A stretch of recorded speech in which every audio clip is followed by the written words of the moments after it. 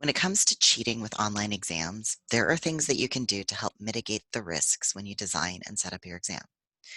Even if you're getting assistance in setting up your exam, some things should be considered ahead of time so you can prepare accordingly.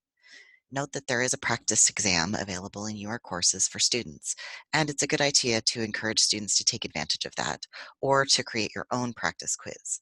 This allows students to get a basic experience of an online exam prior to taking their exam, and it ensures that they are more familiar with aspects of it like time limit navigation and gives them a chance to test different question types just in case there are equipment issues that they have.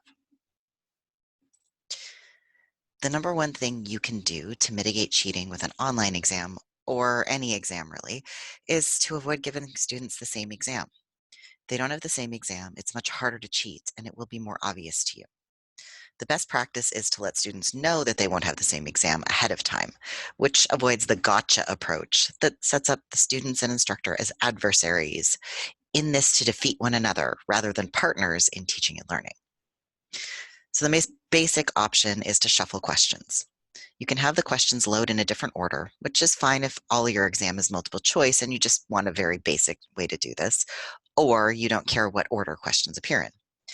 It doesn't work well if you have other question types and want to organize things, or you have some longer instructions that need to be paired with questions.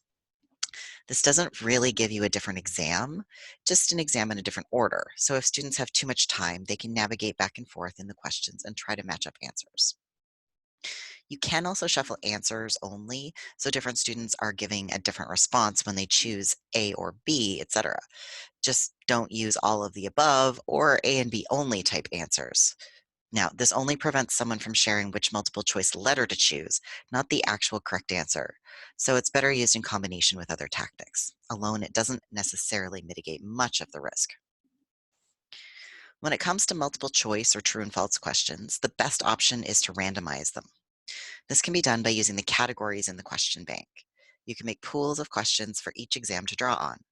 You could even have a category for true and false, or for each chapter or a topic, and select random questions from each of those categories to build custom exams. Just be sure that all the questions in a category you use for random questions are worth the same grade. Once this is set up, you can always add more questions to the question bank for future exams, which helps avoid students sharing between semesters. You can also set this up with a selection of essay topics, although essay topics or short answer questions are more difficult to cheat on without being caught. It is good to have more questions than you want on the exam. Otherwise, you're basically only shuffling the questions. You don't need to have 500 questions for a 20-question exam or quiz, but having even 1.5 times the number of questions is enough to give a lot of permutations, so students do get different exams. This does mean planning ahead and ensuring you have the extra questions. Even if someone shared an exam, they're only sharing the questions that they saw. Randomizing questions does not work well for providing students choice, so it may require simplifying some things that are done in a face-to-face situation if you want to use random questions. Choosing the timing can also make a big difference. Consider how long you'd give students to do the exam in person. You don't want to give them too much extra time to write the quiz or exam. The more time they have, the more chance they will attempt to look in their notes or search if the exam is closed book, or be able to communicate with other students. For shorter multiple choice questions, about 15 seconds per question is often fairly safe. If your questions are longer or require calculations, etc., you may need to give more time.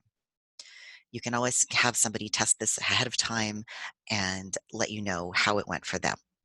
Testing it yourself is maybe not the best option as you are more familiar with the material and the questions. If your questions are longer or require calculations, you definitely need to give more time. If you're using multiple small quizzes, you can use the first one to gauge if you got the timing right or not and adjust for later quizzes based on the information you see when viewing the attempts. You will be able to see how long most students took to submit their exam versus how much time you gave them. If a lot of students finished the exam quickly, you can tighten up the timing. If a lot of students went right to the time limit or did not finish the exam, you definitely need to provide more time and may want to adjust the grades for that first one. Note that some people choose to lock the navigation in an exam to avoid students going back and forth between questions. This prevents students from using a number of strategies that are often recommended to be good practice when taking an exam, so tightening up the time limit instead is a more thoughtful approach. Another way to mitigate cheating might seem counterintuitive, but it really isn't. Giving students additional attempts on an exam or quiz reduces the stakes on that first attempt, meaning that there's less reason to cheat. If the stakes are lower and they can learn from their mistakes, then there's less pressure to get things perfect the first time, and thus less reason to cheat. It doesn't work as well with longer answer questions because then those have to be hand graded, but it can be a good option for shorter multiple choice quizzes, especially ones with a large question bank. It's possible to give a second attempt or actually as many as you would like and take the average of the attempts so the original attempt factors in but can be improved. Or you can take the highest grade and let each student improve on their mark. If you do this, be sure to check the setting for each attempt builds on the last and set it to no if you want them to have a different exam. Even if students look things up, if they're getting different questions, they are actively working to learn based on what they struggled with the first attempt, and they have no guarantee they'll see the same questions again. As before, it's best practice to warn students of that ahead of time. You can also use quizzes at the beginning and the end of a chapter and allow students to retake it to see how much they've learned. Taking the highest mark here would be best, or use it as a self assessment. Since students already know some of the questions and what they struggled with, they can be more focused on their learning during the unit.